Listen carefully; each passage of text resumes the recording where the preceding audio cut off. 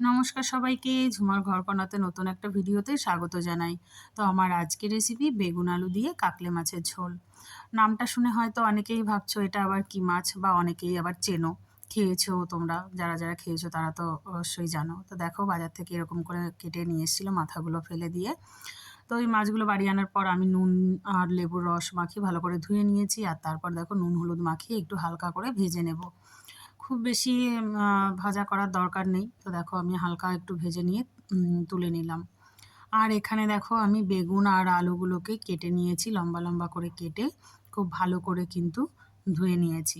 তো এই যে দেখো, ভেজে তুলে নেওয়ার পর এই যে এই মাছগুলো একটু নরম হয়, তো খুব সাবধানে এগুলোকে একটু নাড়াচাড়া করতে হবে। আর এর সঙ্গে আমি সামান্য পরিমাণ কিছু মশলা নিয়েছি। দেখো, হাফ চামচ গোটা জিরে, ৪-৫টা কাঁচা লঙ্কা আর ১ ইঞ্চি মতো আদা। খুব কম মশলাতেই কিন্তু এটা রান্না হয়ে যায়।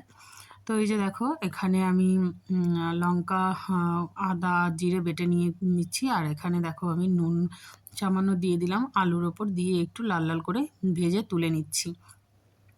এবার আমি বেগুনগুলোকেও কিন্তু সামান্য ভেজে নেব। একটু নাড়াচাড়া করে নিয়ে এর মধ্যে সামান্য একটু নুন দিয়ে দিলাম। দিয়ে আবার একটু নাড়াচাড়া করে নুন হলুদ দিয়ে কিন্তু ভেজে তুলে নিচ্ছি। আর এই ঝোলটা খেতে কিন্তু ভীষণ ভালো লাগে। যারা একটু কম মশলার রান্নাবান্না পছন্দ করো, একটু হালকা পাতলা ঝোল ঝোল খেতে যারা পছন্দ করো, তো এই রেসিপিটা কিন্তু তোমরা অবশ্যই ট্রাই করো। খুব ভালো লাগবে খেতে। তো দেখো, আমি বেগুন তুলে নেওয়ার পর কালো জিরা তেজপাতা ফোড়ন দিয়ে একটা পেঁয়াজ কুচি দিয়ে দিলাম। দিয়ে কিন্তু আমি খুব ভালো করে একটু ভেজে নিচ্ছি। দেখো লাল লাল হয়ে এসছে। এবার আমি ওই বাটা মশলাটা কিন্তু আমি এর মধ্যে দিয়ে দিচ্ছি। দিয়ে সামান্য একটু জল দিয়ে দিলাম। দিয়ে খুব ভালো করে মশলাটাকে আমি কষিয়ে নেব।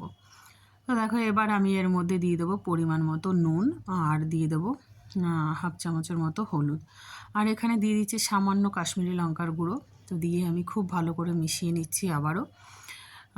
তো এই মশলাটা কিন্তু পুড়ে গেলে ভালো লাগবে না খেতে। সামান্য একটু জল দিয়ে দেবে তোমরা। আমি জল দিয়ে একটু কষিয়ে নিয়েছিলাম।